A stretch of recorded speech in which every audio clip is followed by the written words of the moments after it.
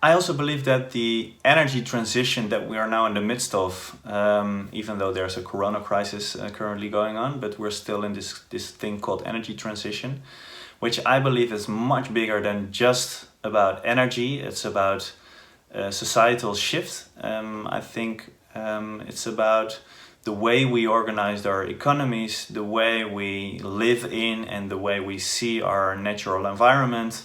I think the way we build relationships towards other people in society, the way we bridge polarities and conflicts. I think it's more a transition of society and maybe even a moral transition actually. And I think we need to have different conversations with each other. I think we need to get better at bridging polarities and dealing with conflict, because when there's different people, there will be differences and there will be potential conflict at least. So I think that's where anthropologists come in. We know about people, we know about culture, we know about finding ways to organize dialogue, giving some duiding, some guidance in looking with a little distance to the developments and the context we're in as a society right now. So I think it's our skills as anthropologists are of major importance in the transition and in the challenges we face as a society. So in short, why do we need anthropology? I believe this transition is not only about energy, it's not only about finding new technology, it's not only about business cases, it's much more about people. It's about how we look at the world, it's about our mindset, it's about behavior, and it's about all those things in a collective way, which we call culture. I think we need to reassess our assumptions about what it means to live in this world, about what it means to be connected to each other, about what it means to be living in a living environment.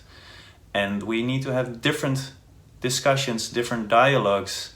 We have to find new meaning. We have to remake sense of the world we're living in and our position in it. So I strongly believe that's why anthropology and anthropologists should be at the heart of this field and of this discussion. So we need to claim our position at this table.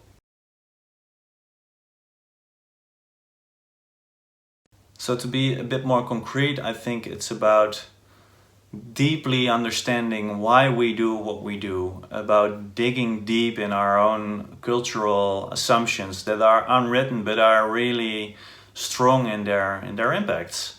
So it's about understanding why people do what they do, about understanding why we do what we do, looking at this from a very emic perspective, and also taking a step back and try to understand it from an ethic perspective.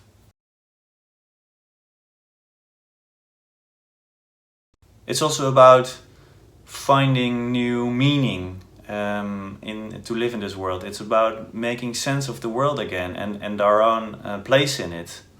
It's a sense-making process. And this is, you could say this is a very liminal place we're in at the moment.